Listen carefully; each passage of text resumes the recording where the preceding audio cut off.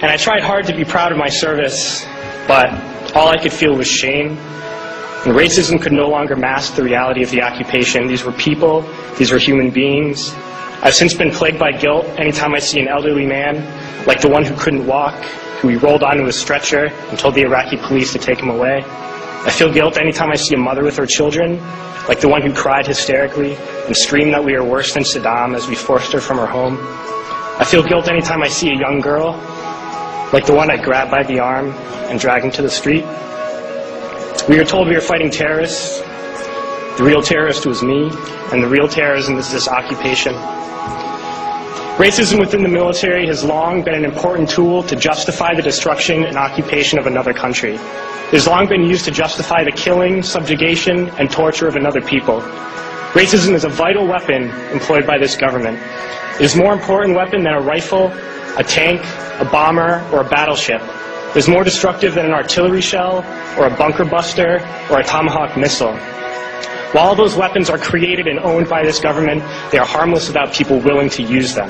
Those who send us to war do not have to pull a trigger or lob a mortar round. They do not have to fight the war, they merely have to sell the war. They need a public who is willing to send their soldiers into harm's way.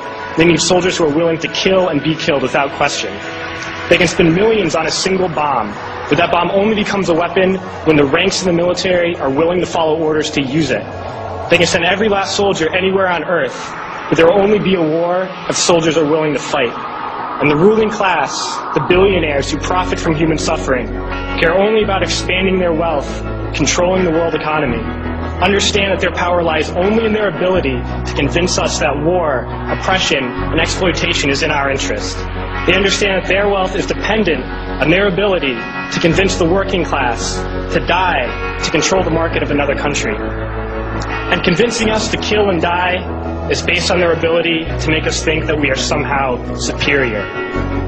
Soldiers, sailors, Marines, airmen have nothing to gain from this occupation. The vast majority of people living in the U.S. have nothing to gain from this occupation. In fact, not only do we have nothing to gain, but we suffer more because of it. We lose limbs, endure trauma, and give our lives. Our families have to watch flag-draped coffins lowered into the earth. Millions in this country without health care, jobs, or access to education must watch this government squander over $450 million a day on this occupation.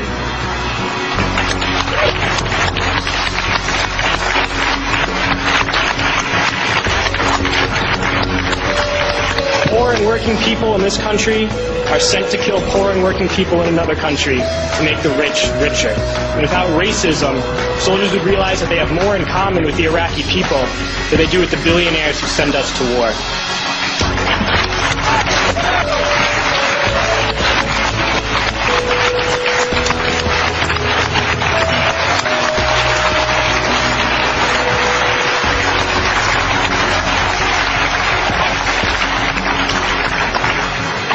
I threw families onto the street in Iraq, only to come home and find families thrown onto the street in this country, in this tragic and unnecessary foreclosure crisis. We need to wake up and realize that our real enemies are not in some distant land. They're not people whose names we don't know and cultures we don't understand. The enemy is people we know very well and people we can identify. The enemy is a system that wages war when it's profitable. The enemy is the CEOs who lay us off from our jobs when it's profitable.